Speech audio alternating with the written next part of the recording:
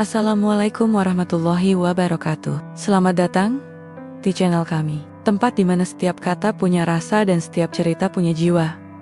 Jangan lupa untuk like, komen, dan subscribe ya. Dan jangan ragu aktifkan lonceng notifikasinya, supaya gak ketinggalan kisah-kisah terbaru yang akan menggugah hati dan imajinasi. Semoga setiap cerita yang kamu dengar bisa membawa kebaikan, menginspirasi jiwa, dan mendekatkan kita pada makna kehidupan. Bismillah, mari kita mulai kisah hari ini.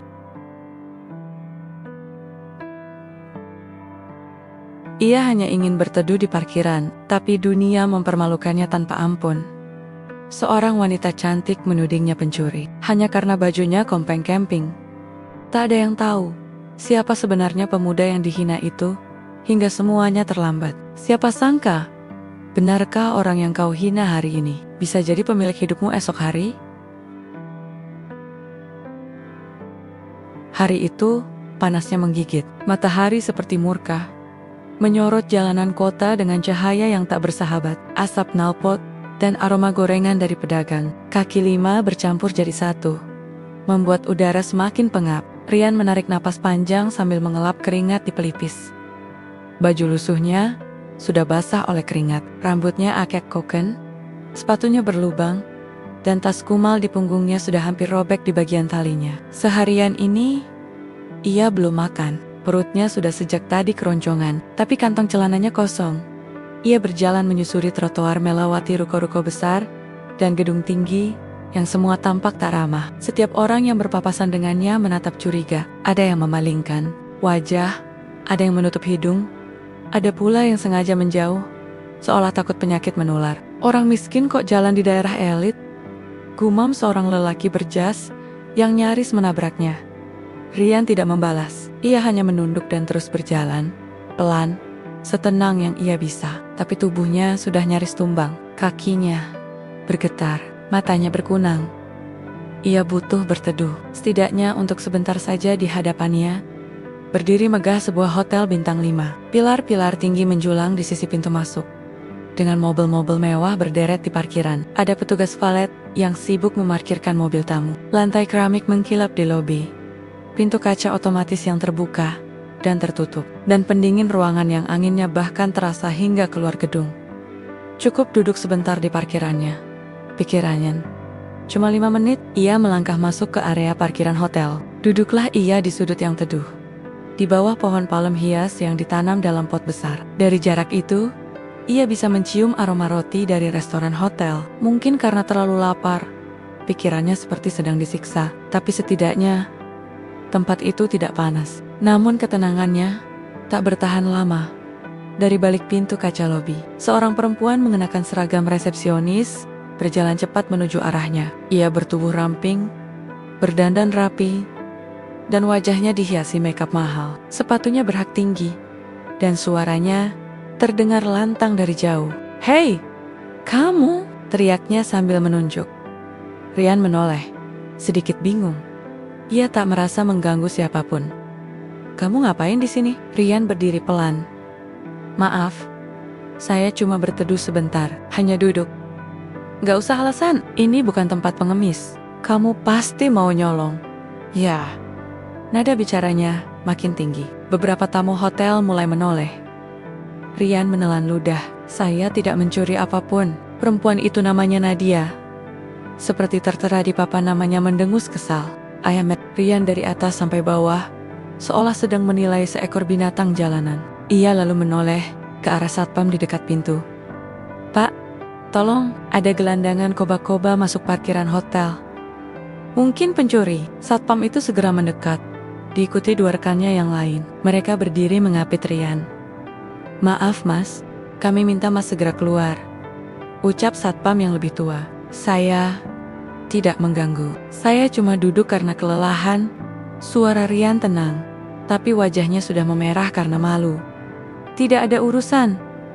Bawa saja dia ke kantor polisi biar kapok. Tadi saya lihat dia memperhatikan mobil-mobil dari tadi," kata Nadia sambil melipat tangan di dada. Kerumunan mulai terbentuk. Beberapa tamu menonton, bahkan ada yang mengeluarkan ponsel dan merekam diam-diam.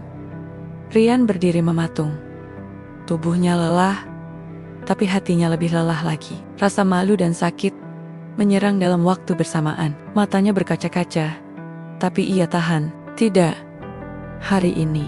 Tidak di depan orang-orang yang menganggapnya sampah. "Ayo ikut mas," kata satpam, menarik lengannya.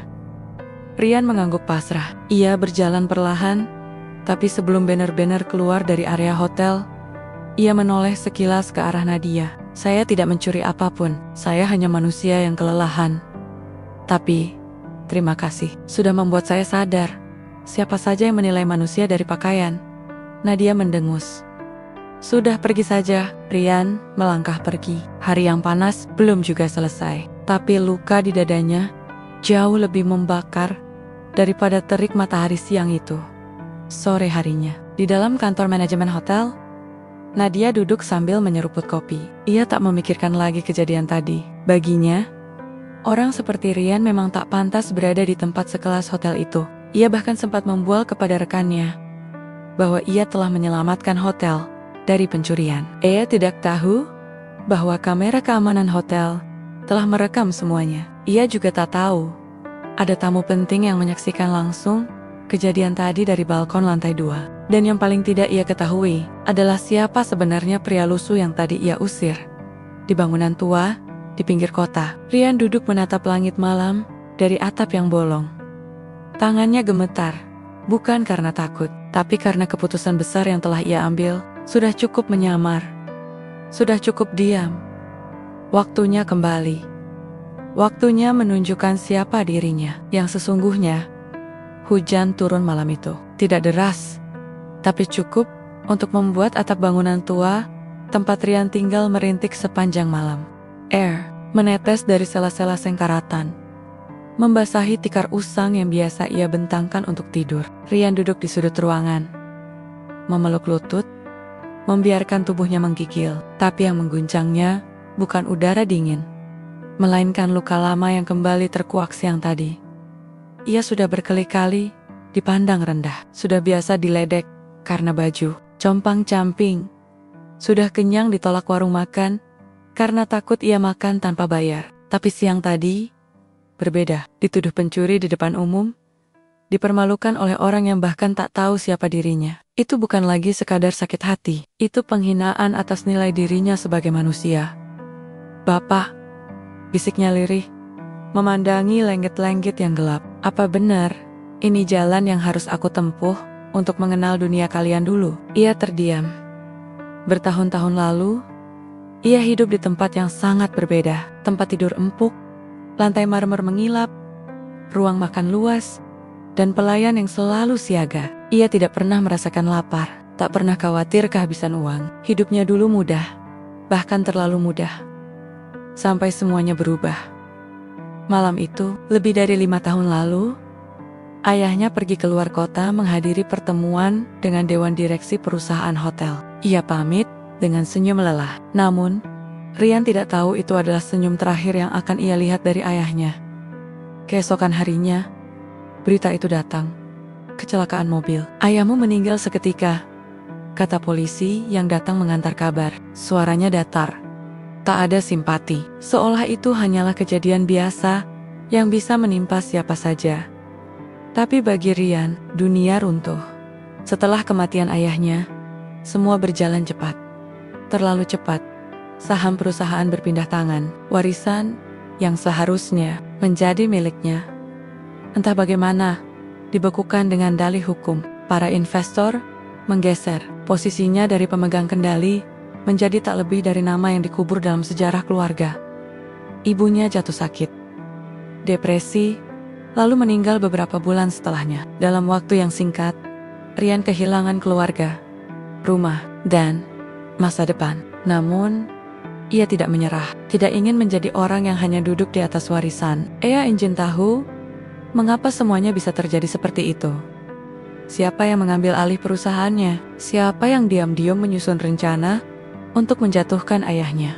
Dan jawaban dari semua itu hanya bisa ditemukan jika ia menyelami dunia yang tidak dikenalnya. Dunia rakyat kecil, dunia mereka yang harus kerja keras demi sepiring nasi. Dunia yang tak memandang siapa ayahmu, berapa saldo rekeningmu, atau dari keluarga mana kau berasal. Maka, ia memilih pergi, meninggalkan dunia mewah yang dulu membesarkannya. Mengganti jas dengan kaos usang, sepatu kulit dengan sandal putus, dan mobil mewah dengan kaki telanjang di atas aspal. Ia hidup di terminal, tidur di bangku taman, makan dari sisa orang, kadang dari belas kasih warung. Tapi dari sana ia belajar tentang kesabaran, tentang kesetiaan, dan tentang ketulusan. Banyak orang baik yang ia temui, pengamen yang tetap tersenyum meski tak diberi uang, penjual koran yang berbagi roti meski hanya punya 2 potong, ibu tua penjual sayur yang memberinya selimut saat hujan dari mereka. Rian melihat dunia yang jauh lebih manusiawi daripada meja rapat dan lembar saham. Namun, semua pelajaran itu tidak cukup menghapus luka hari ini. Ia masih duduk di sudut ruangan, menggigil. Hujan belum juga reda. Di genggamannya, ada secari kertas berwarna kuning kecoklatan surat terakhir dari ayahnya. Jika dunia suatu hari menelanjangimu dari semua harta dan jabatan, jangan takut. Itu bukan akhir. Itu awal untuk mengenal jati dirimu. Jika kau pernah dihina, biarkan itu menjadi bara dalam hatimu, bukan untuk membalas, tapi untuk menyalakan terang bagi yang lain.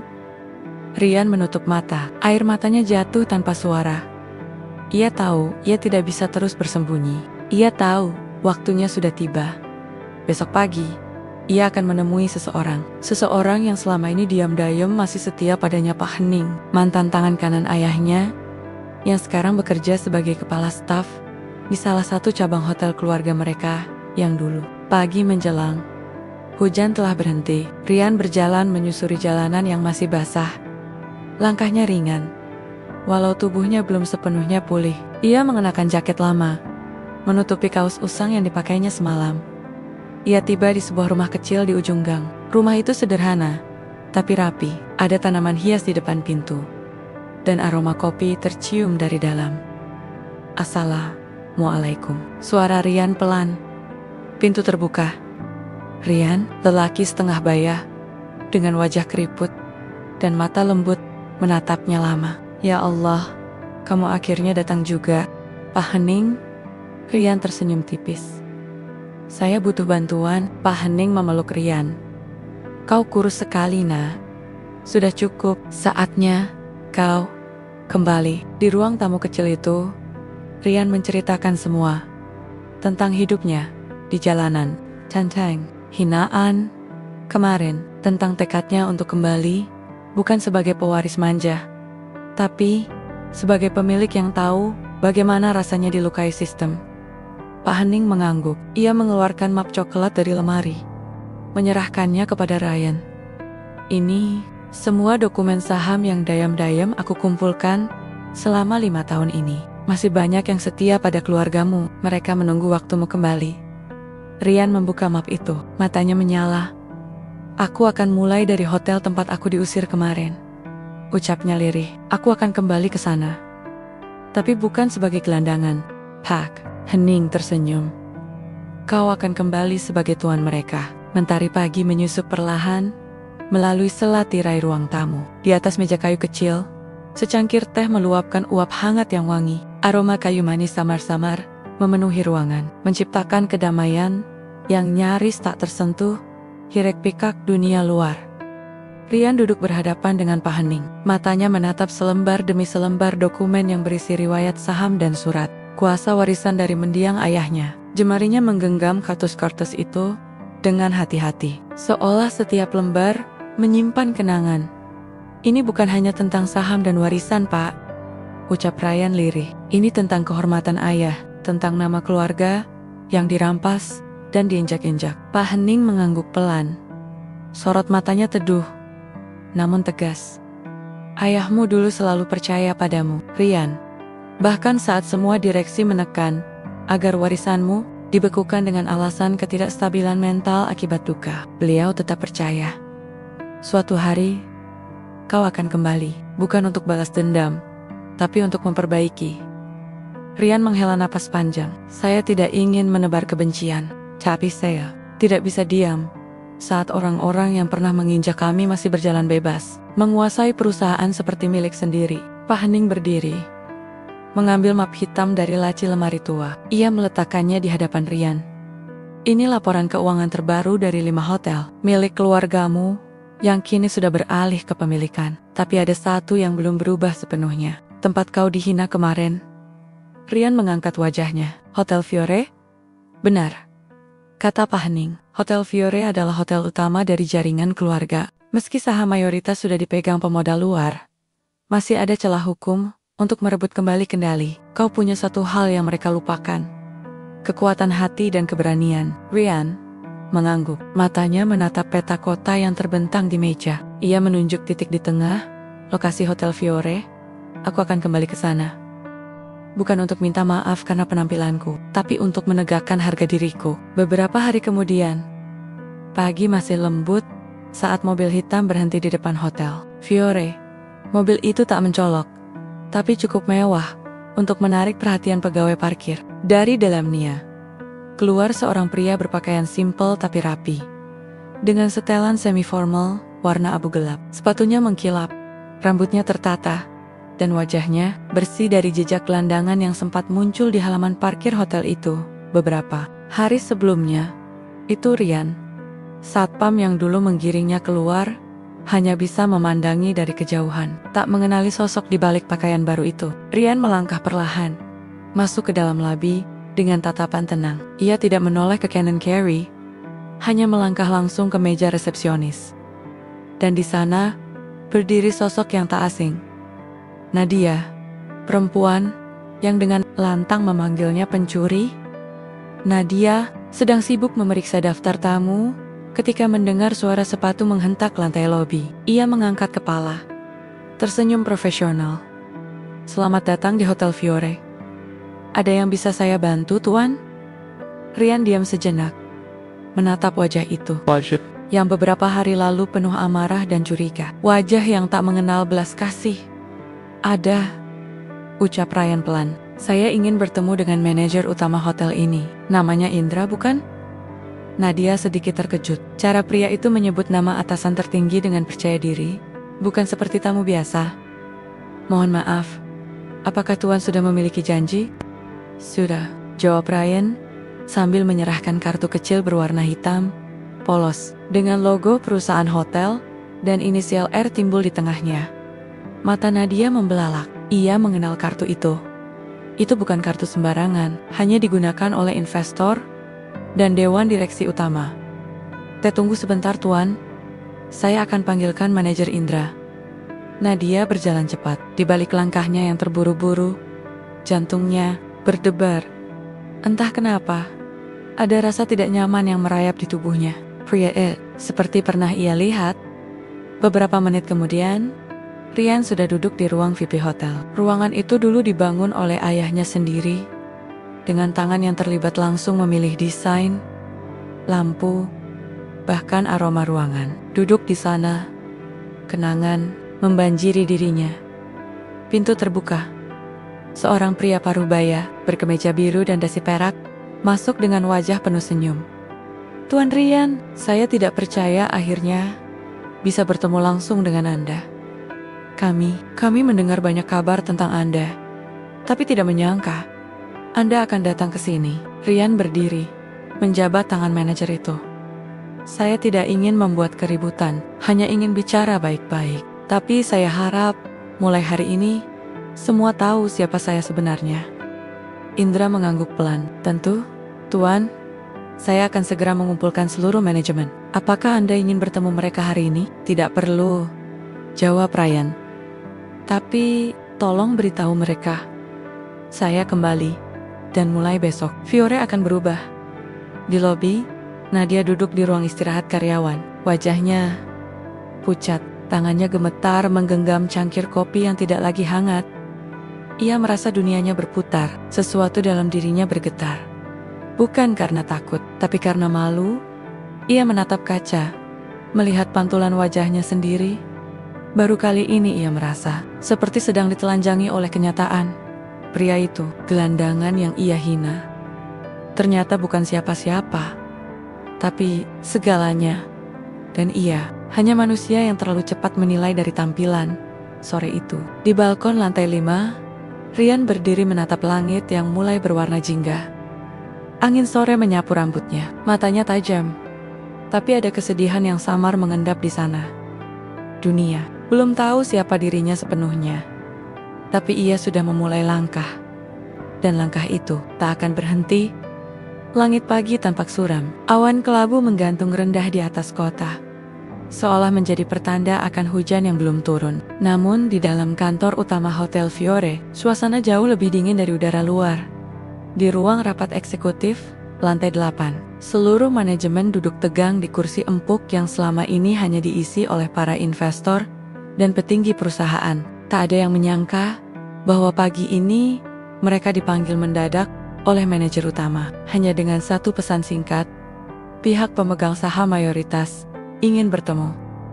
Rian masuk dengan tenang. Setelan jas hitamnya sederhana, tapi pas di tubuh, ia tidak memakai dasi. Rambutnya rapi dan langkah kakinya ringan, tapi penuh kendali. Para staf yang belum pernah bertemu dengannya menatap penuh tanya. Beberapa bahkan berbisik, mencoba menebak identitas pria itu. Indra berdiri, memberi hormat. Bapak Ibu sekalian, izinkan saya memperkenalkan Tuan Rian Ardiansyah, putra tunggal almarhum Bapak Arman, pendiri utama jaringan Hotel Fiore. Ruangan mendadak hening. Beberapa orang yang sempat tertawa kecil kini menelan ludah. 1-2 orang mulai menyadari mereka pernah melihat nama itu di lembar dokumen lama, di sejarah berdirinya hotel ini. Tapi tak pernah menyangka ia masih hidup, apalagi berdiri di depan mereka. Rian menatap sekeliling. Tidak satu pun dari mereka menyapanya. Bagus, pikirnya. Ia tak butuh senyum palsu. Saya tidak akan bertele-tele, ujarnya tenang. Saya datang bukan untuk mengenang masa lalu. Saya datang untuk memperbaiki masa depan. Seorang pria muda bernama Rico Kepala, bagian keuangan, mengangkat tangan. Ia mencoba bersikap profesional, meski keringat di pelipisnya mulai bermunculan. Maaf, Wadna, tapi secara legal, saham mayoritas perusahaan ini telah berpindah kepada investor eksternal. Anda tidak memiliki kuasa penuh untuk mengambil alih manajemen. Rian tersenyum kecil. Ia membuka map hitam di tangannya, mengeluarkan selembar dokumen dengan stempel pengadilan. 5 tahun saya menghilang, bukan berarti saya lupa siapa saya. Ini adalah surat penetapan waris dan pengalihan kuasa dari ayah saya sebelum wafat. Dan ini, ia mengangkat lembar kedua, adalah dokumen akuisisi sah yang saya lakukan bulan lalu untuk membeli kembali 30% saham perusahaan dari investor luar. Dengan tambahan saham lama yang belum terjual, saya kini memegang lebih dari 50%. Ruang rapat membeku. Rico terdiam. Para petinggi lainnya saling pandang. Beberapa langsung membungkuk pelan, memberi salam hormat. Rian menatap mereka, datar.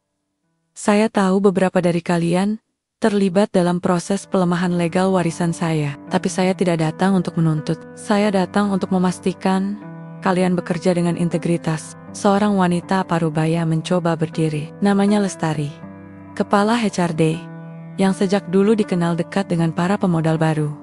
Tapi Tuan, kami semua mengikuti perintah. Tidak pernah ada niat menjatuhkan siapapun. Rian tidak menjawab. Ia hanya menatap langsung ke mata Lestari, membuat perempuan itu akhirnya duduk kembali. Saya beri waktu 1 minggu, lanjut Rian. Suaranya tajam, tapi tidak berteriak. Siapapun yang tidak nyaman dengan perubahan, silakan ajukan pengunduran diri. Tapi siapa yang ingin bekerja dengan jujur dan hati, mari kita bangun Fiore kembali. Hari itu berlalu seperti badai. Kabar kepulangan Rian menyebar cepat di antara karyawan. Nama yang dulu hanya ada di catatan sejarah, kini menjadi pusat kekuasaan. Di ruang istirahat, Nadia duduk terdiam. Tangannya menggenggam gelas air yang hampir tumpah karena gemetar. Ia menyaksikan sendiri pertemuan di lobi kemarin. Wajah pria yang dulu ia hina, kini berubah sepenuhnya. Bukan hanya karena jos yang ia kenakan, tapi karena aura wibawa yang memancar tanpa dipaksa.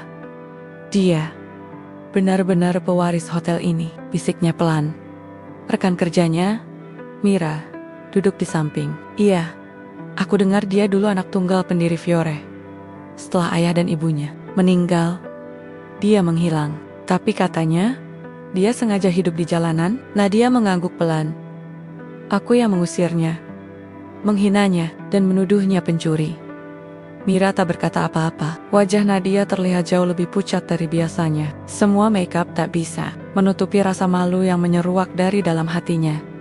Sore itu, di dalam kantor pribadinya yang lama dikunci, Rian duduk di kursi kerja ayahnya. Ruangan itu tak banyak berubah. Masih ada lukisan gunung di dinding, masih tergantung jam antik, dan masih ada buku-buku lama di rak sebelah kanan.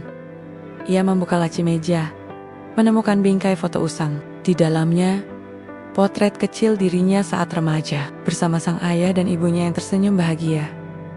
Sudah 5 tahun aku jalani ini, Pak. Bu, gumamnya pelan. Aku kira aku kuat, tapi ternyata semua masih luka. Ia menunduk, mencoba menahan air mata, tapi gagal. Tangisnya mengalir, diam-diam jatuh di atas meja tempat ayahnya dulu menandatangani dokumen-dokumen penting perusahaan. Tangis itu bukan hanya karena kehilangan, tapi karena beban tanggung jawab yang kini sepenuhnya berada di pundaknya. Lagi Rian si pengembara. Ia adalah Rian sang pemilik, dan dunia akan memandangnya berbeda mulai sekarang. Malamnya, Rian berdiri di balkon lantai 8. Kota gemerlap di kejauhan, lampu-lampu menyala, kendaraan lalu lalang, dan kehidupan terus berjalan. Di belakangnya, Pak Hening berdiri tenang. Langkah pertama sudah Tuan ambil. Sekarang, saatnya meluruskan sejarah. Rian mengangguk. Saya ingin tahu, siapa yang menjebak ayah saya? Siapa yang ada di balik kecelakaan itu? Saya yakin, itu bukan kecelakaan biasa. Pak Hening menatap kota di kejauhan. Saya juga yakin. Dan saya punya seseorang yang mungkin tahu lebih banyak dari kita semua. Siapa? Seseorang dari dalam. Rian menoleh. Penasaran, tapi Pak Hening hanya tersenyum samar. Besok, dia akan datang menemui Tuan. Rian mengangguk pelan. Langkahnya belum selesai. Luka belum sembuh, tapi kini ia tak lagi sendiri. Dan masa lalu yang selama ini tertutup kabut akan segera terang. Pagi itu, matahari tak begitu terang, tapi juga tak mendung. Udara terasa mengentet, seolah ada sesuatu yang besar sedang menanti untuk terjadi di lobi Hotel Fire. Pegawai sibuk lalu lalong, seperti biasa. Namun ada aura berbeda yang mengendap di antara bisik-bisik mereka. Sejak kabar kedatangan pemilik baru tersebar, semua terasa tegang. Nama Tuan Rian menjadi desas-desus utama. Beberapa mengaku pernah melihatnya tempo hari sebagai gelandangan. Yang lain mengaku tahu kisah keluarganya. Namun, semua sepakat satu hal. Pria itu bukan orang biasa. Nadia datang lebih pagi dari biasanya. Wajahnya masih dihiasi bekas kurang tidur. Semalam ia nyaris tak bisa memejamkan mata. Ia terus terbayang tatapan Rian dingin, tenang, dan tanpa dendam. Justru itulah yang paling menghancurkan harga dirinya. Karena ketika seseorang tidak marah saat kau melukainya, justru disitulah kau benar-benar merasa kecil. Ia berdiri di meja resepsionis, mencoba mengatur napas saat menyusun dokumen tamu VIP, tapi jemarinya gemetar saat membaca daftar nama hari itu. Tuan O'Reilly, Presiden Direktur baru Private Suite. Lantai 7. Jantung Nadia berdegup tak karuan. Tak butuh waktu lama untuk tahu siapa tamu itu. Rian. Sementara itu, di lantai 8, ruang rapat utama kembali dibuka untuk pertemuan tertutup. Rian duduk di kursi ujung ruangan, mengenakan kemeja biru tua dan celana hitam yang rapi. Di hadapannya, seorang pria tua berambut tipis dan berkacamata bundar tampak gugup saat menyodorkan map merah tua. Namamu? Johan? Tuan? Jawab pria itu cepat. Saya pernah bekerja untuk Bapak Arman, ayah Anda. Dulu saya bagian legal dan keuangan. Setelah beliau wafat, saya tetap di sini. Meski saya tahu, arah perusahaan sudah tidak seperti dulu lagi. Rian membuka map yang diberikan. Isinya puluhan halaman. Dokumen audit, rekaman surat suara Dewan Direksi, dan bukti penjualan saham dengan tanda tangan yang mencurigakan. Saya tidak bisa bertindak saat itu, Tuan. Lanjut Johan pelan. Saya hanya pegawai kecil. Tapi saya tahu Ada permainan kotor, kecelakaan ayah Anda itu bukan sekadar kecelakaan. Rian menutup map perlahan, pandangannya tajam. Tapi suaranya tetap tenang. Siapa dalamnya? Johan menghela napas panjang, tangannya sedikit gemetar saat menunjuk satu nama yang tertera di halaman depan. Eka Mahendra, Direktur Utama Fiore saat ini. Orang yang sejak dulu ambisius dan dikenal dekat dengan para investor luar negeri. Pria yang dulu berperan sebagai tangan kanan ayah Rian dan ternyata juga penyusup dalam selimut. Dia yang mengatur dokumen pengalihan saham, menghilangkan surat wasiat asli ayahanda, dan mengatur rapat dewan yang menyatakan Anda tidak layak secara psikologis. Semua atas dalih kestabilan perusahaan. Tapi saya tahu, itu semua akal-akalan. Rian mengepalkan tangan di bawah meja. Tak ia tampakkan di wajahnya. Tapi, dadanya terasa panas. Dikhianati saat keluarga sedang berduka. Saat ibunya masih berkabung. Dan ia sendiri kehilangan arah itu. Bukan hanya jahat, itu keji. Aku tak akan buru-buru menjatuhkannya. Ujar Rian tegas. Kita harus kumpulkan bukti lebih kuat. Tapi satu hal pasti, aku akan menghadapinya. Pak Johan menunduk. Saya siap membantu, Tuan. Maaf, saya baru muncul sekarang. Lebih baik terlambat daripada tidak sama sekali, jawab Ryan dengan lembut. Siang itu, Rian berjalan menyusuri lorong, menuju ruang private suite yang telah disiapkan untuknya. Ia melewati beberapa staf hotel yang segera memberi hormat. Meski ada pula yang masih menatapnya dengan rasa bersalah, atau sekadar kagum. Saat ia memasuki lobi, suasana langsung berubah. Beberapa tamu penting sedang duduk. Termasuk seorang investor luar negeri yang sedang mengamati karya seni di dinding. Nadia berdiri di balik meja resepsionis, berusaha tampak sibuk dengan berkas. Padahal, seluruh perhatiannya tersedot ke arah pria yang melangkah tenang itu. Rian menatap sekeliling bukan dengan marah, bukan dengan benci, tapi dengan kesadaran penuh bahwa inilah panggung yang akan ia tata ulang. Dari dasar yang dulu hancur, ia akan membangunnya kembali.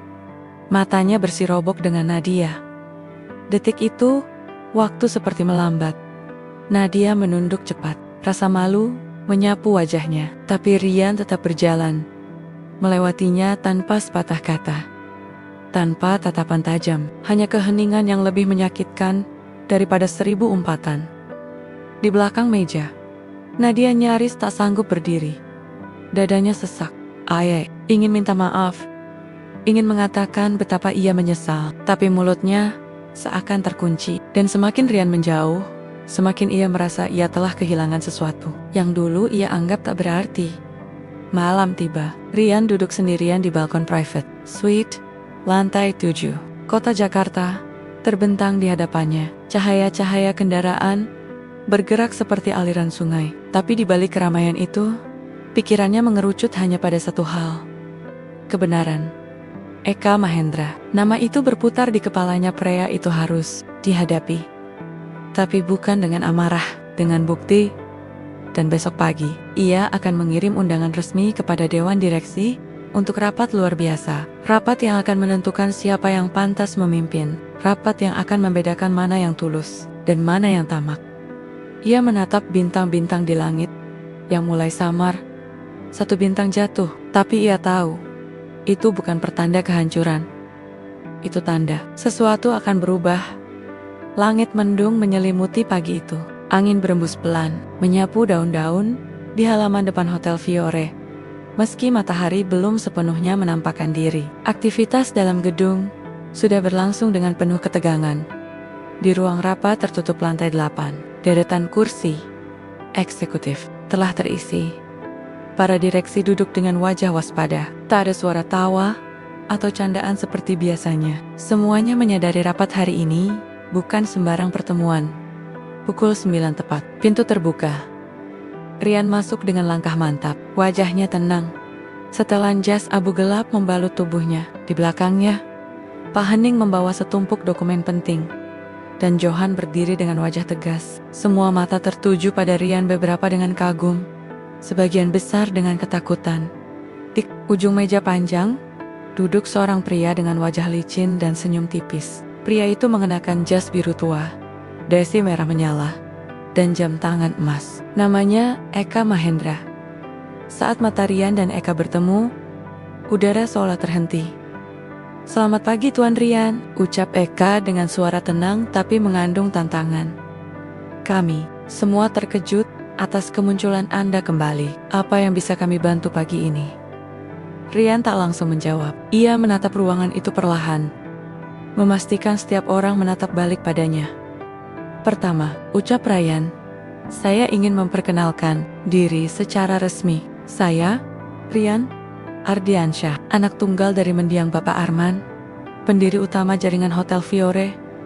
Mulai hari ini, saya mengambil kembali kendali perusahaan ini atas dasar hukum yang sah dan hak waris yang selama ini ditutupi oleh banyak pihak." Beberapa wajah langsung berubah. Beberapa yang semula duduk santai, kini bersandar tegang. Rian meletakkan map di atas meja, lalu membuka lembar demi lembar dokumen di dalam sini. Lanjutnya, ada bukti pembelian kembali 30%. Saham dari pemegang lama, ditambah 25% yang diwariskan langsung kepada saya. Ini menjadikan saya pemegang saham mayoritas saat ini.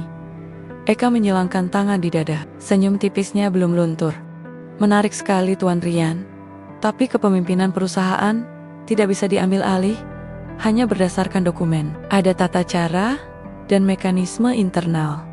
"Benar," potong Rian cepat. "Dan sesuai aturan internal itu, pemegang saham mayoritas berhak meminta rapat darurat dan menyampaikan usulan pemutusan hubungan kerja terhadap siapapun yang dianggap mengganggu stabilitas perusahaan." Suasana mendadak hening.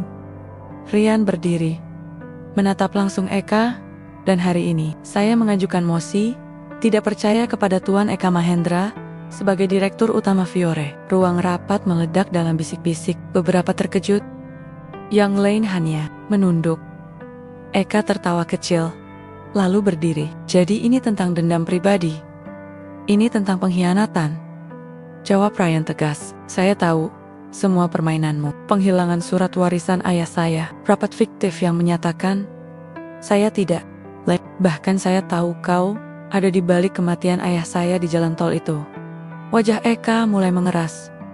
"Kau tidak punya bukti." Johan berdiri, meletakkan flash disk di atas meja. "Ini rekaman suara rapat tertutup 3 hari sebelum kematian. Bapak Arman, salah satu staf menyimpannya secara tersengaja." Rian menunjuk dokumen yang lain. "Dan ini bukti pengalihan aset yang kau lakukan di luar wewenang, disamarkan lewat anak perusahaan fiktif." Pak Hening menambahkan, "Kami akan menyerahkan ini ke pengadilan jika Dewan tidak bertindak." Eka mendadak terdiam.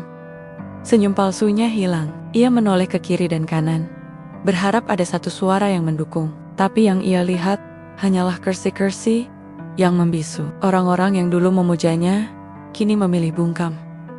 Rian berjalan ke arah Eka, berdiri tepat di depannya. "Waktu untuk orang-orang licikmu sudah habis. Sekarang, giliran kami yang membenahi." Tanpa sepatah kata, Eka meraih mapnya dan berjalan keluar ruangan. Kakinya sedikit goyah, tapi ia tahu permainannya telah berakhir. Siang itu, seluruh pegawai dikumpulkan di aula tengah. Rian berdiri di atas panggung kecil bersama beberapa jajaran manajemen baru yang ia pilih secara internal. "Mulai hari ini," ucap Rian lantang, "Hotel Fiore akan kembali kepada nilai-nilai awalnya. Kejujuran, pelayanan tulus, dan kemanusiaan. Tidak akan ada lagi diskriminasi. Tidak akan ada lagi manipulasi. Siapapun yang bekerja dengan hati akan punya tempat di sini." Tepuk tangan membahana. Di antara kerumunan itu, Nadia berdiri dengan mata berkaca-kaca. Ia merasa seperti terseret arus peristiwa yang ia ciptakan sendiri. Dalam hatinya, perasaan bersalah bertumpuk-tumpuk. Sore hari, ia memberanikan diri mengetuk pintu ruangan Rian. Masuk. Suara di dalam terdengar tenang. Nadia membuka pintu, menunduk dalam. "Maaf mengganggu Tuan." Rian menatapnya dari balik meja. Tak ada amarah, tak ada senyum saya. "Saya datang untuk minta maaf. Saya tahu, saya pernah menyakiti Anda, menghina Anda, menilai dari tampilan, bukan hati. Saya tidak pantas. Baikara Bonyak, tapi izinkan saya mengucapkan ini dengan jujur. Saya menyesal." Keheningan menyelimuti ruangan itu. Rian berdiri, menatap Nadia dengan mata yang tak lagi penuh luka. "Kau tahu kenapa aku tidak membalasmu, Nadia?" Tanyanya pelan, "Karena aku pernah ada di posisi terendah. Dan saat seseorang berada di titik itu, yang ia butuhkan bukan balasan, tapi kesempatan untuk bangkit." Nadia menunduk, air matanya jatuh tanpa suara. "Aku tak bisa menghapus yang terjadi kemarin," lanjut Rian. "Tapi aku bisa memberikanmu ruang untuk memperbaiki. Aku ingin kau ikut pelatihan ulang sebagai staf senior. Jika kau berhasil, akan ada tempat untukmu di jajaran manajerial hotel ini." Nadia tak kuasa menahan tangis. "Terima kasih Tuan Rian, terima kasih." Malam itu, Rian kembali ke balkon. Kota tampak lebih damai dari biasanya. Lampu-lampu gedung berdansa di bawah langit gelap. Tapi hatinya untuk pertama kalinya terasa ringan. Ia tahu, ini baru awal. Banyak yang harus diperbaiki. Banyak luka yang belum sembuh. Tapi satu hal pasti, ia telah mengambil alih kendali hidupnya kembali. Bukan sebagai pewaris kaya, tapi sebagai lelaki yang pernah dihina, pernah terjatuh, dan memilih untuk bangkit dengan hati yang utuh. Langit sore itu berwarna kelabu, seakan mencerminkan isi hati Ryan yang mulai penuh gejolak. Hujan turun rintik-rintik, pelan namun terus-menerus, membasahi balkon tempat ia berdiri memandang ke arah jalanan kota Jakarta. Gemerlap lampu dari kendaraan tak mampu mengalihkan pikirannya dari kekosongan yang pelan-pelan merambat di dada. Sudah 2 minggu sejak ia mengambil alih kepemilikan Fiore. Secara resmi, ia menang. Eka Mahendra dipaksa mengundurkan diri, dan Dewan Direksi sepakat melakukan audit besar-besaran. Karyawan-karyawan yang dulu apatis kini mulai semangat lagi. Hotel itu seperti bangun dari tidur panjang. Tapi mengapa ada yang terasa tak lengkap? Rian menghela napas panjang. Tangannya meraih cangkir kopi yang mulai dingin. Ia menatap bayangannya sendiri di kaca jendela, lalu berbisik lirih. "Benarkah ini yang aku cari selama ini?" Di ruang pelatihan karyawan lantai 3, Nadia duduk bersama beberapa staf baru. Matanya fokus ke layar proyektor. Namun, pikirannya tak sepenuhnya di sana. Pelatihan ini adalah bentuk dari kesempatan kedua yang Rian berikan, dan ia bertekad untuk tidak menonyakannya. Namun, setiap kali ia mengingat kejadian di parkiran hari itu, hatinya seperti diremas. Rian bisa saja memecatnya, mempermalukannya, atau bahkan mengumumkan kesalahan fatalnya di depan seluruh staf. Tapi pria itu tidak memilih semua jalan itu. Ia justru memberinya harapan. "Aku tak pantas," gumam Nadia pelan. Bahkan dirinya sendiri ragu apakah ia bisa menebus semuanya. Malam itu, setelah pelatihan selesai, Nadia nekat menaiki lift menuju lantai 7. Tangannya berkeringat saat menekan tombol. Ia berdiri di depan pintu kamar pribadi Rian, ragu untuk mengetuk. Namun akhirnya, dengan seluruh keberanian yang ia kumpulkan, ia melakukannya. Tok, tok. Suara langkah pelan terdengar dari dalam. Pintu terbuka perlahan, menampilkan wajah Rian yang tampak kelelahan. Namun sorot matanya tetap tenang. "Nadia," suaranya terdengar datar. Bukan marah, juga bukan ramah. "Saya hanya ingin berbicara, jika Anda berkenan," ujar Nadia hati-hati. Rian membuka pintu lebih lebar, lalu mempersilakannya masuk. Ruangan itu tidak mewah, hanya simpel dan fungsional. Tak banyak hiasan, tak ada kesan glamor seperti yang dibayangkan. Nadia menyadari Ryan memang tidak seperti pemilik hotel kebanyakan. Ia berbeda, jauh berbeda. "Ada apa?" tanya Rian sambil duduk di kursi kayu di dekat jendela. Nadia berdiri canggung, lalu perlahan duduk di seberang. "Saya ingin bertanya," ujarnya. Suaranya pelan. "Apa yang membuat Anda memilih hidup di jalanan? Anda punya segalanya. Nama, warisan, keluarga besar." Rian terdiam beberapa saat sebelum akhirnya berkata, "Aku tidak memilih hidup di jalanan. Aku jatuh ke sana. Dan saat aku merasa semua orang hanya melihatku sebagai pewaris kaya, tanpa tahu luka yang kupikul, aku pergi." "Luka?" Nadia bertanya pelan. "Ayahku meninggal karena dijebak. Ibuku sakit dan wafat menyusulnya. Aku kehilangan segalanya dalam waktu berdekatan, dan orang-orang di sekitarku hanya memikirkan saham, bukan kesedihan, bukan kebenaran. Aku muak, maka aku pergi. Aku ingin tahu, seperti apa rasanya hidup sebagai orang yang benar-benar tak dianggap. Nadia menunduk, tak tahu harus berkata apa. Air matanya mengalir diam-diam. Aku melihat semuanya dari bawah. Nadia, lanjut Rian. Bagaimana orang dinilai dari sepatunya? Dari bau tubuhnya? Dari dompetnya? Aku ingin merasakan sendiri, agar saat aku kembali, aku tak jadi orang sombong yang lupa tanah.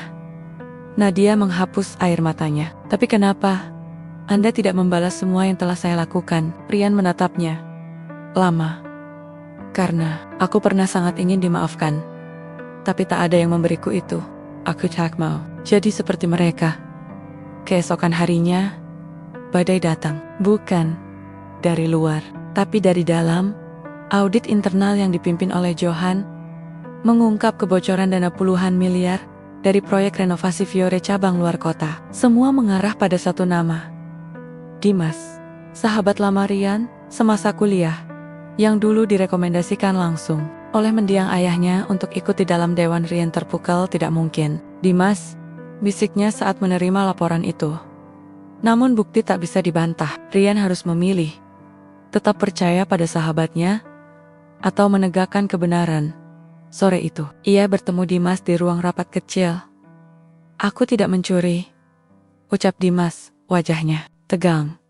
Uang itu memang masuk ke rekeningku, tapi bukan untukku. Aku terjebak dalam permainan Eka Mahendra sebelum dia tumbang. Aku dijebak. Rian menatap sahabatnya itu. Matanya merah. Kenapa tidak kau katakan dari awal? Kenapa tidak kau lawan? Aku takut. Kau menghilang. Ayahmu meninggal. Eka pegang kendali penuh. Aku hanya anak buah. Jika aku melawan, aku kehilangan semuanya. Lalu aku yang kehilangan apa, Dim? Nama baik ayahku, warisan ibuku, harga diriku. Ruangan itu sunyi. Dimas tak sanggup berkata apa-apa. Ia hanya duduk terpuruk, menutup wajahnya. Akhirnya, Rian berdiri. Aku tidak akan menyeretmu ke penjara, tapi kau harus mengundurkan diri dan mengembalikan setiap rupiah yang kau ambil. Dimas terisak, namun mengangguk. Malam itu, Rian duduk sendirian lagi di balkon. Angin malam menusuk, tapi pikirannya jauh lebih dingin. Ia mulai ragu. Apakah semua ini layak diperjuangkan? Ia kehilangan sahabat, mengorbankan kenyamanan hidup, dan setiap hari, ia hanya dihantui beban dan kecurigaan. Namun suara langkah lembut di belakang menyentak lamunannya. Nadia berdiri di sana, membawa secangkir teh hangat. Bolehkah saya duduk? Rian hanya mengangguk. Mereka duduk berdua dalam diam, tak saling pandang. Hanya langit dan lampu kota yang menjadi saksi. Kalau saya boleh berkata, ujar Nadia pelan, Anda adalah orang paling kuat yang pernah saya temui. Tapi kuat bukan berarti tidak boleh lelah. Kalaupun suatu hari Anda ingin menyerah, saya harap ada seseorang yang tetap berdiri di samping Anda. Rian menoleh pelan, menatap wajah Nadia yang tersenyum samar, tulus, dan berbeda. Malam itu, untuk pertama kalinya, Rian merasakan satu hal yang tak ia temui dalam harta, kuasa, atau kemenangan. Ia merasakan hangatnya dukungan. Dan untuk pertama kalinya juga, ia berpikir, mungkin luka ini bisa sembuh dengan cinta. Hujan turun sejak subuh. Tak deras, tapi cukup untuk membuat suasana pagi di Hotel Fiore terasa dingin dan sendu. Daun-daun di halaman tampak basah, air menetes dari kanopi. Kaca depan, para karyawan masuk dengan jas hujan dan payung. Tapi hari ini terasa berbeda. Bukan karena cuaca, tapi karena suasana hati yang mengendap. Rian berdiri di depan jendela ruang kerjanya, menatap jalan raya yang mulai macet. Ia tidak melihat kendaraan, melainkan pikirannya sendiri terjebak, sesak, dan bingung kemana harus diarahkan. Audit internal selesai. Eka Mahendra dan para kroninya sudah disingkirkan. Dimas telah mundur dan mengembalikan dana perusahaan. Struktur manajemen baru mulai terbentuk, tapi yang tak bisa diperbaiki semudah membalik dokumen adalah Hatinya, ia kehilangan banyak dalam proses ini. Sahabat, kepercayaan, dan dirinya sendiri yang dulu idealis, kini lebih sering murung dan menyendiri. Pintu diketuk pelan, Nadia masuk. Wajahnya tak lagi secanggung dulu.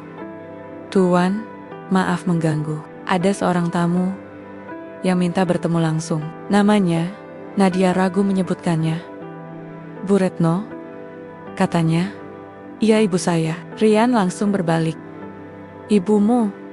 Nadia mengangguk. "Saya sendiri." Terkejut, "Sudah hampir 5 tahun saya tak bertemu dengannya." Rian menatap Nadia lama. "Kau mau menemuinya?" Nadia menunduk. "Saya takut, tapi saya juga tak bisa lari terus." Di restoran lantai dasar, seorang wanita parubaya duduk dengan payung terlipat di pangkuan. Wajahnya letih. Keriput mulai menghiasi ujung mata dan mulutnya.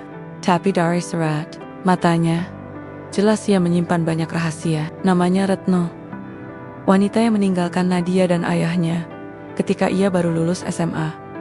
"Maafkan ibu," kata wanita itu lirih. Begitu Nadia duduk, Nadia menggenggam tisu erat-erat. Suara ibunya menghantam hatinya seperti badai. "Ibu tidak pantas minta dimaafkan," jawab Nadia pelan tapi tegas. Retno mengangguk. "Benar, ibu tinggalkan kau dan ayahmu karena ibu tak kuat. Bapakmu terlalu keras. Ia memaksa kita hidup sempurna.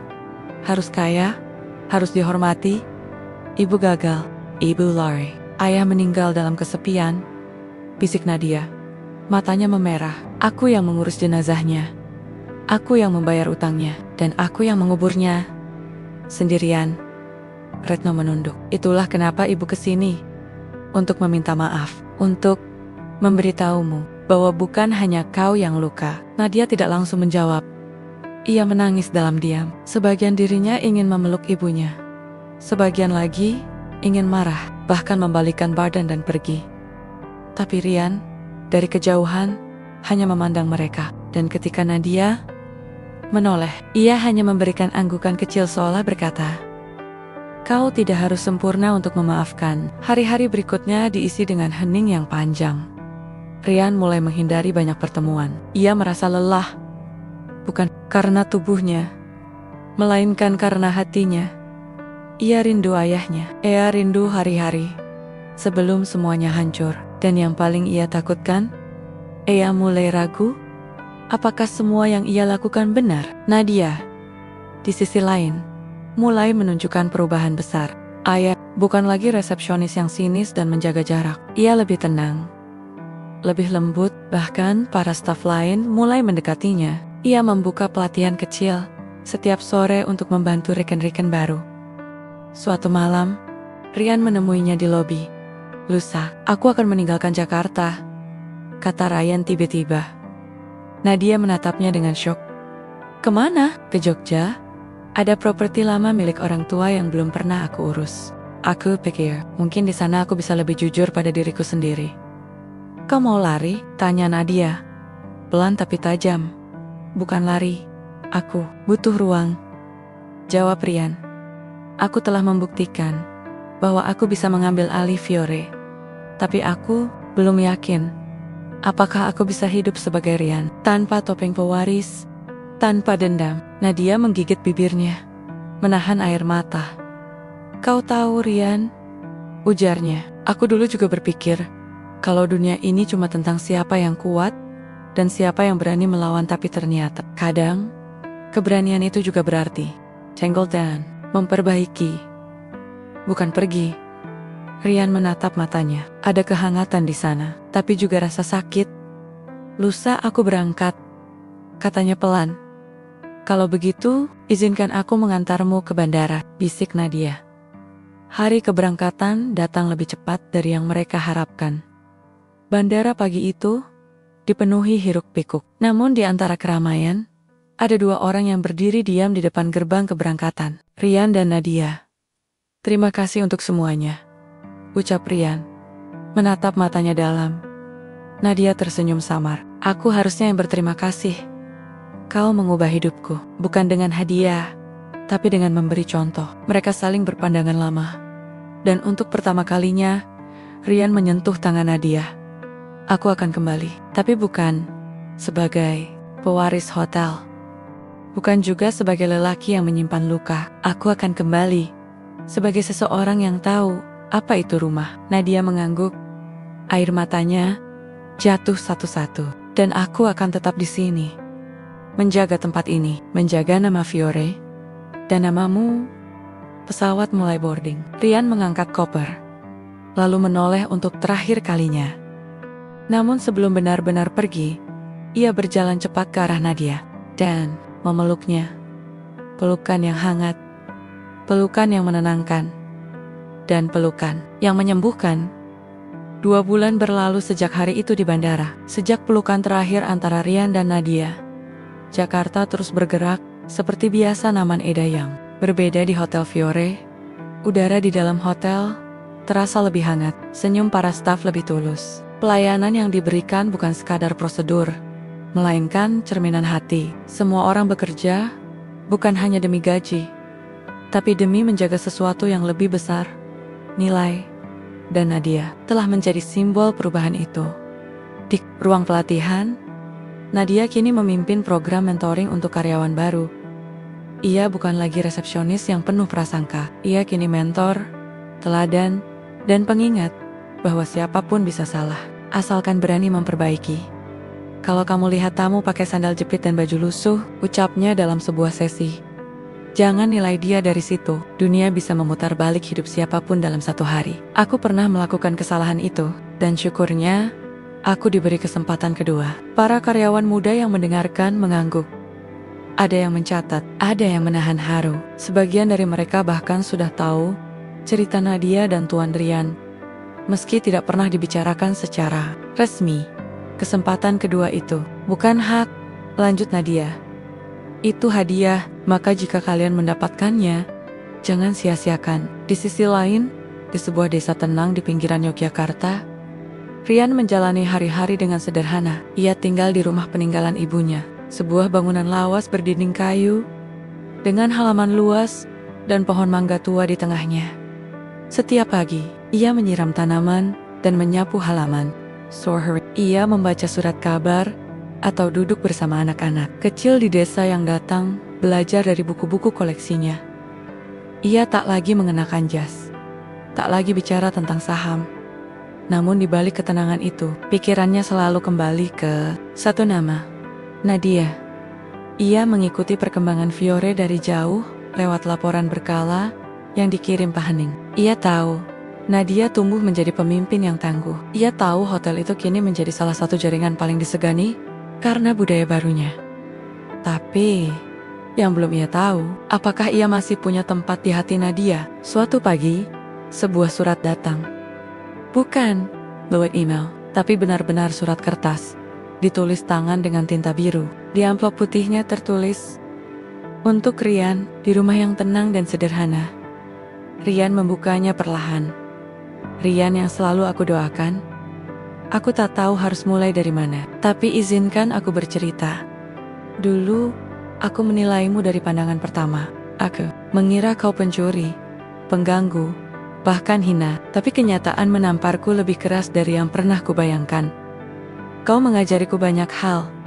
Tanpa pernah menguliahi, kau memberiku ruang untuk menyesal, bukan untuk dihukum. Dan disitulah aku bahwa yang benar-benar kuat adalah mereka yang tidak membalas luka dengan luka. Sekarang, aku berdiri di tempat yang dulu hanya bisa kupandangi dari kejauhan, bukan sebagai resepsionis sombong, tapi sebagai seseorang yang belajar dari kejatuhan. Aku hanya ingin kau tahu, hotel ini tetap berdiri dengan nilai-nilai yang kau tanam, dan aku menjaga itu sebaik yang aku bisa. Tapi jujur, semua ini akan lebih berarti jika kamu ada di sini. Pulanglah, bukan karena hotel ini butuhmu, tapi karena aku butuh kamu. Dengan sepenuh hati, Nadia Rian memejamkan mata saat membaca baris terakhir. Dadanya terasa penuh. Hujan turun di luar sana, tapi di dalam dadanya, sesuatu yang telah lama beku mulai mencair. Ia bangkit dari duduknya, berdiri di ambang pintu, menghirup udara pagi yang basah. Lalu ia tersenyum. 2 hari kemudian, Nadia sedang berjalan melintasi lobi hotel, memeriksa daftar tamu penting yang akan datang malam itu. Ia tak sadar, seorang pria bertopi dan memakai jaket coklat lusuh masuk lewat pintu utama. Langkahnya pelan, tapi pasti. Nadia hampir tak mengenalinya. Sampai pria itu membuka topinya, dan senyum kecil muncul dari bibirnya yang dulu kerap bergetar karena dingin dan lapar. "Permisi, saya mau cari tempat berteduh," katanya sambil tersenyum lebar. Nadia menatapnya lama, tak percaya. Air matanya langsung jatuh. Tanpa suara, tanpa kata. Ia berlari dan memeluk pria itu erat-erat. Tak peduli tamu lain melihat, tak peduli staf terdiam kaku. Di pelukan itu, luka-luka lama luruh satu persatu. "Aku pulang," bisik Rian. Dan Nadia, dengan air mata bahagia, menjawab, "Aku sudah menunggumu." Malam itu, seluruh staf berkumpul di aula. Rian berdiri bersama Nadia di depan mereka. "Aku pulang bukan sebagai bos besar," kata Rian, "tapi sebagai bagian dari keluarga ini. Kita akan membangun rumah singgah untuk tunawisma di Jakarta. Sebagian keuntungan hotel akan dialihkan ke sana." Tepuk tangan pecah. Nadia melanjutkan, "Tempat itu akan diberi nama rumah kedua, karena kita percaya semua orang berhak diberi kesempatan kedua." Rian dan Nadia saling menatap. Ada cinta yang tak perlu dijelaskan, karena cinta mereka lahir dari luka dan tumbuh karena dimaafkan. Hari itu langit cerah, tanpa awan, seolah alam pun tahu ada sesuatu yang baru sedang dimulai. Hotel Fiore berdiri megah seperti biasa, tapi suasananya hari ini berbeda. Semua karyawan memakai seragam putih bersih dengan pita biru di dada. Musik lembut mengalun dari aula utama yang telah dihias bangga-bangga matahari dan kain putih. Para tamu berdatangan bukan untuk menginap, tapi untuk menyaksikan sesuatu yang akan dikenang sepanjang sejarah hotel itu. Sebuah plaket peresmian terpampang di sisi kanan aula, bertuliskan, "Rumah kedua, tempat bagi mereka yang pernah terluka dan kini ingin bangkit." Diresmikan oleh Rian Ardiansyah dan Nadia Retnowati. Rian berdiri di atas panggung kecil, mengenakan jas sederhana dan senyum tenang di wajahnya. Nadia berdiri di sampingnya, anggun dengan kebaya modern berwarna krem dan wajah yang bersinar bukan karena riosen, tapi karena hati yang telah disembuhkan oleh waktu dan pengampunan. "Selamat datang, teman-teman," ucap Rian. Suaranya bulat, namun lembut. "Hari ini kita tidak hanya meresmikan sebuah bangunan, kita sedang menanam benih dari sesuatu yang dulu sempat hilang. Harapan." Rian menatap seisi ruangan. Wajah-wajah akrab menatapnya balik.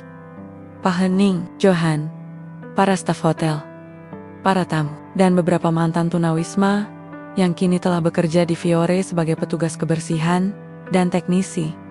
"Beberapa tahun lalu," lanjutnya, "aku tidur di emperan toko, memeluk tubuhku sendiri agar tetap hangat, dan berharap ada seseorang yang sudi melihatku sebagai manusia, bukan sebagai beban." Suara di ruangan hening, bahkan helaan napas pun terdengar jelas. "Aku pernah dihina di parkiran hotel ini, bukan karena aku mencuri, tapi karena aku kelihatan seperti pencuri. Dan saat itu aku sadar, kita seringkali menilai terlalu cepat, tanpa mau tahu cerita di balik pakaian kumal atau kulit yang terbakar matahari." Nadia menunduk sejenak. Tangannya menggenggam erat milik Rian. Ia tahu, setiap kata yang diucapkan itu bukan sekadar pidato, itu luka yang diubah jadi pembelajaran. "Aku tidak ingin membalas," lanjut Rian. "Aku ingin membangun, karena dunia sudah terlalu penuh kebencian.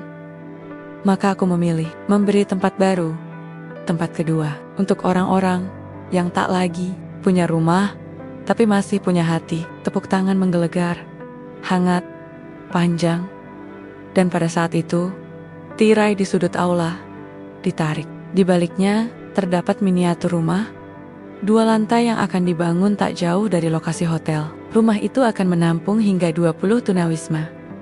Dilengkapi kamar layak, dapur umum, ruang konseling, dan pelatihan keterampilan kerja. Nadia melangkah maju, matanya berkaca-kaca.